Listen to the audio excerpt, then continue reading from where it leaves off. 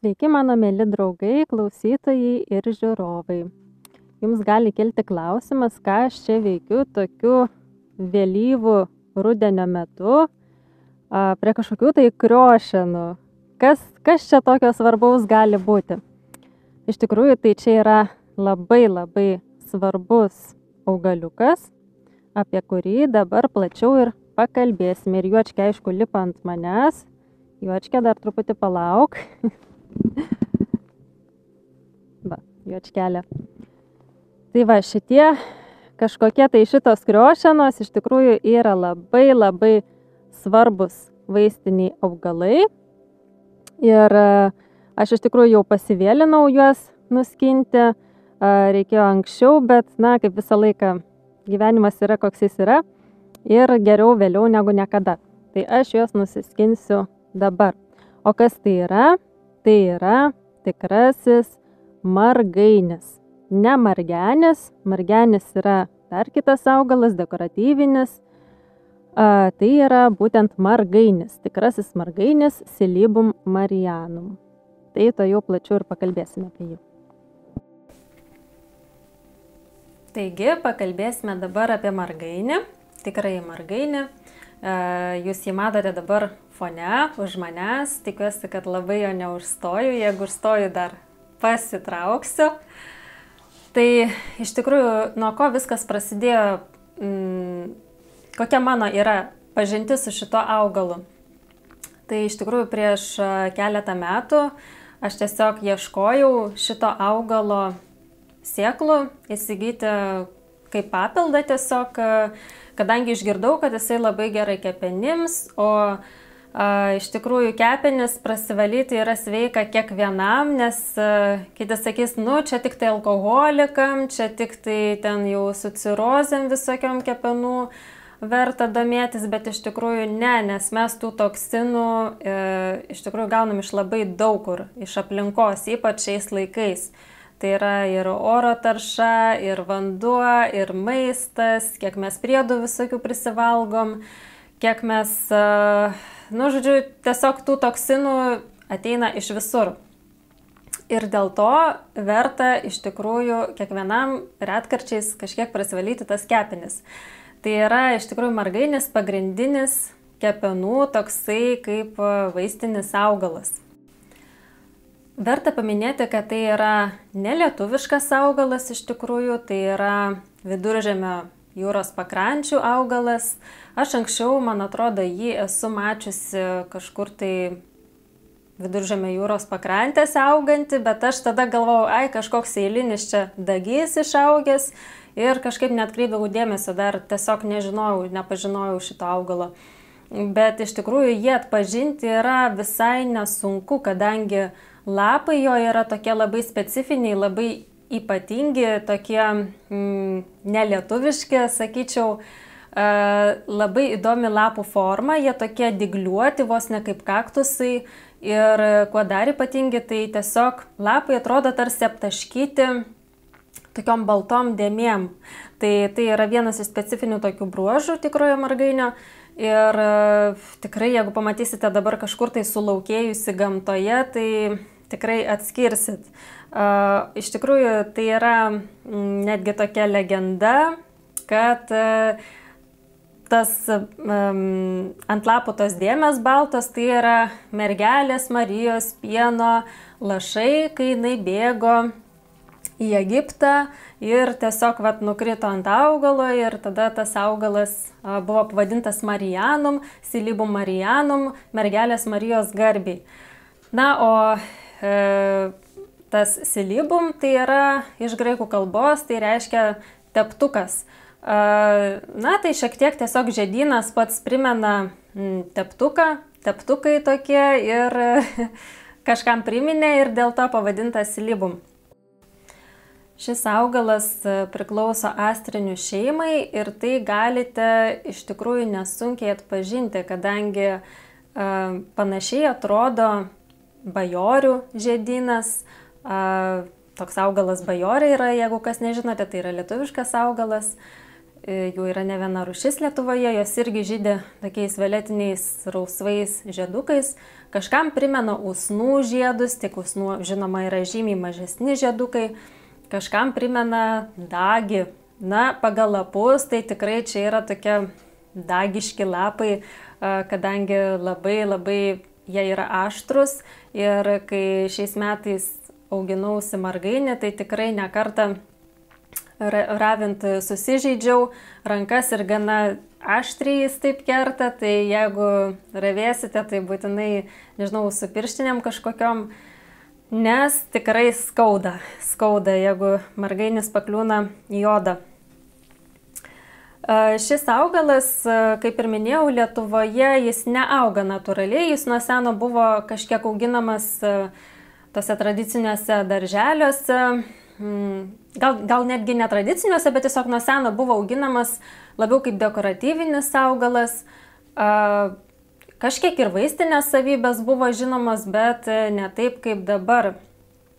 Ir šis augalas anksčiau būdavo labiau naudojamas žaizdoms, visokiam nudegimam ten, kaip pavilgams, padėdavo liktai greičiau žaizdoms užgyti. Na, o dabar truputėlį kitos jos savybės išaiškėjo ir žmonės jį šiek tiek kitaip naudoja. Jeigu kas nežinote pavadinimo margainis, tai galbūt jeigu iš vyresnių žmonių žiūrite kažkas, tai galbūt žinosite pavadinimus bernadagilis, marijondagis, šventdagilis, tokie yra jo tie liaudiški pavadinimai. Na, tai rodo, kad jisai jau buvo gana seniai auginamas, tik tai netoks populiarus. Ir kartais pasitaiko, kad jisai pabėga iš darželių ir kažkur tai pasisėja pats. Tai galima aptikti kažkur tai laukymėse, prie sodų, šiukšlynuose vos neauganti. Jam kažkokių idealių gerų sąlygų tikrai nereikia, tai yra nereiklus augalas, nebijo sausrų, tik tai šiek tiek nepatinka jam užmirkimas. Tai jeigu auginsite, tai saulėta vieta, drenuota dirva ir iš tikrųjų nieko kažko jam ypatingo tokio ir nereikia daugiau. Tai yra iš tikrųjų dvimetis augalas, bet jeigu sąlygos patinka, jeigu viskas jam tinka, tai būna, kad jisai ir pirmaisiais metais jau sužydi. Tai pas mane taip ir buvo šiais metais, nors augalas iš tikrųjų dvimetis, o dvimečiai augalai pirmaisiais metais išaugino lapus, lapų rozetę, o antraisiais metais jie žydi, kelia žiedyną ir užmezga sėklas. Tai kartais būna, kad margainis jau ir pirmaisiais metais sužydi. Tai va taip nutiko ir man, tai nereikėjo laukti dar kitų metų, kad gaučiau sėklų. Dar apie paplitimą yra toks įdomus dalykas, kad jisai išplito iš tikrųjų po visą pasaulį. Ir dabar jį galima sutikti ir Azijoje, net Šiaurės Amerikoje, kur jis yra laikomas invaziniu augalu, kiek pamenu. Nes, na, tiesiog yra sunku su juo susitvarkyti ir beveik nekontroliuojamai plinta.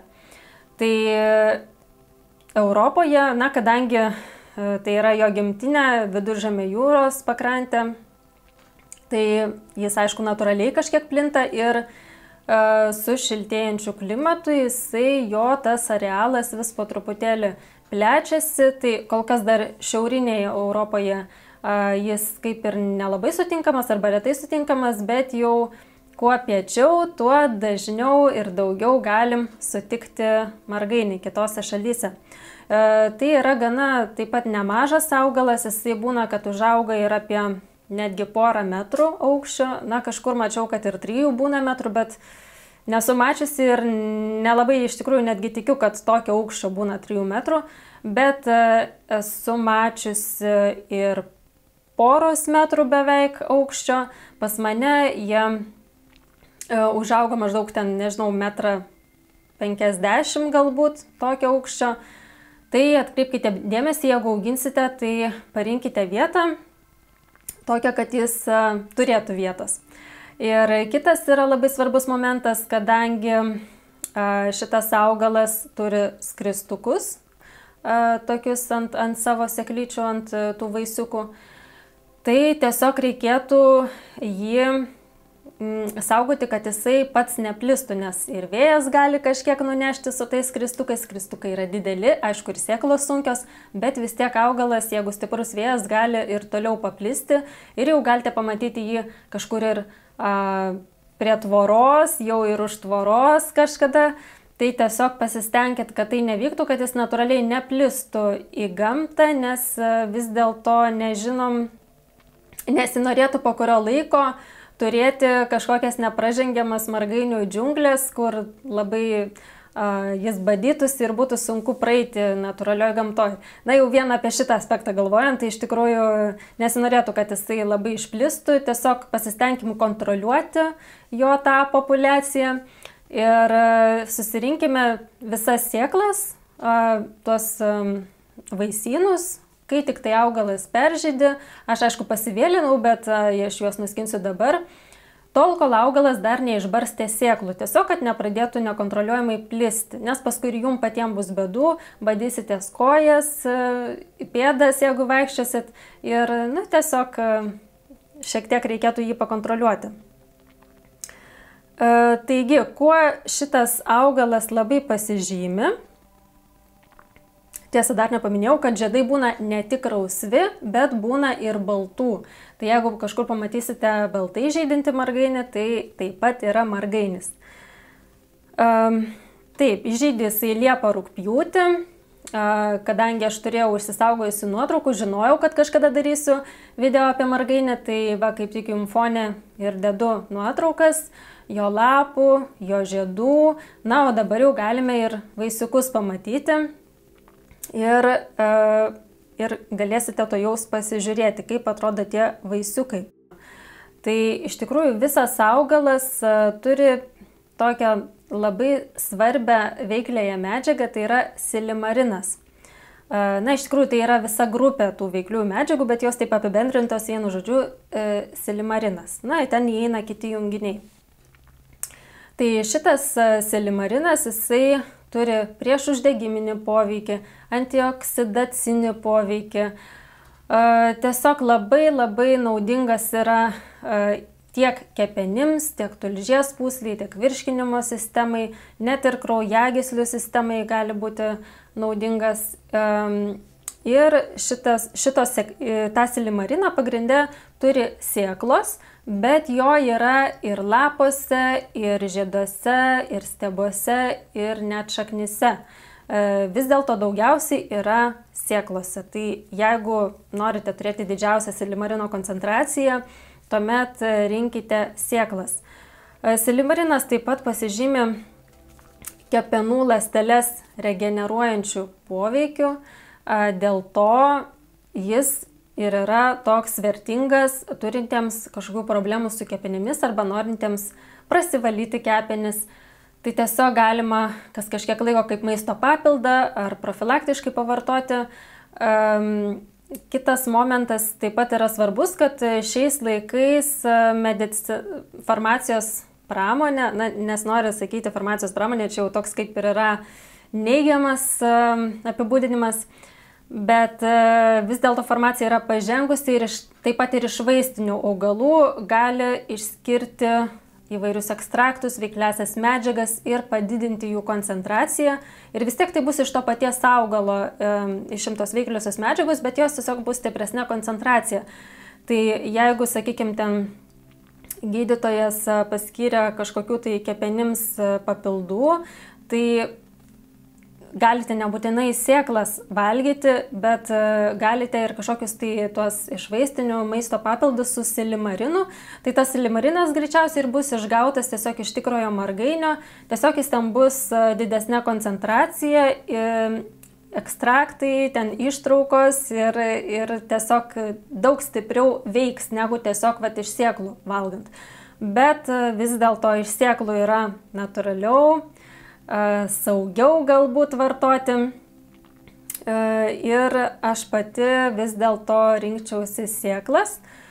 Tai nuo to ir prasidėjo iš tikrųjų mano pažintis su margainiu, kad aš ieškojau, kur įsigyti jo sėklų ir kaip tik ten prieš kažkiek tai metų, kai ieškojau, aš tiesiog neradau, viskas buvo išpirkta arba neužvežta ir tiekėjai, prekybininkai neturėjo tiesiog tų margainio sėklų, aš būtent sėklų norėjau.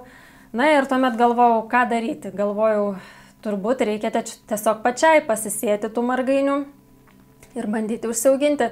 Na tai kol pribrendau iki to, praėjo kažkiek metų ir šiais metais aš pasisėjau, jų labai gerai sudygo, labai tankiai sudygo, iš tikrųjų per tankiai aš ten pasėjau, paskui galima išretinti. Jie labai dideli išaugo, paskui audra juos išvartė, turėjau vėl parišinėti. Tai atkreipkite dėmesį, kad jie aukšti yra ir gali reikėti kažkiek parišimo, tiesiog, kad jie tvirčiau laikytųsi ir neišverstų į visokios audros. Vis dėlto, kad ir koks jisai būtų sveikas mūsų kūnui, gali turėti ir šalutinį poveikį, jeigu vartojama labai gausiai arba labai ilgai, nepaisoma rekomendacijų, kaip jį vartoti. Tai tiesiog šalutiniai poveikiai gali pasireikšti kažkokie virškinimo sutrikimai, viduriavimas. Žinoma, jeigu turite alergiją astrinių šeimos augalams, tai taip pat su margainiu reikėtų labai atsargiai elgtis.